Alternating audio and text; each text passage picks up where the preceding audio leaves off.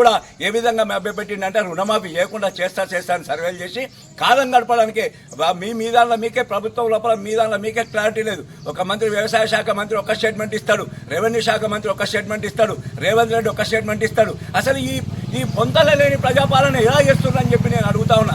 ఇప్పటికైనా రేవంత్ రెడ్డి గారు రైతులతో పెట్టుకున్నాడు ఎవ్వడు కూడా బాగుపడలేదు. రైతు ఏడ్చిన రాజ్యము ఎద్దు ఏడ్చిన వ్యవసాయం ఎప్పుడు కూడా బాగుపడలేదు. నువ్వు కూడా బాగుపడవు.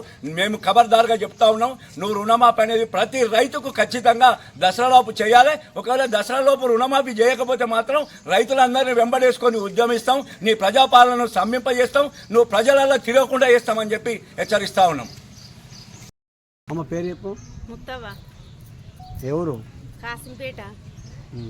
రుణమాఫీ అయిందా నీకు? కాలేదు, అవుతుందని అన్నారు. మొన్న ఆయన పేరు మీద 1,70,000 ఉండే, నా పేరు మీద 1,00,000 ఉండే.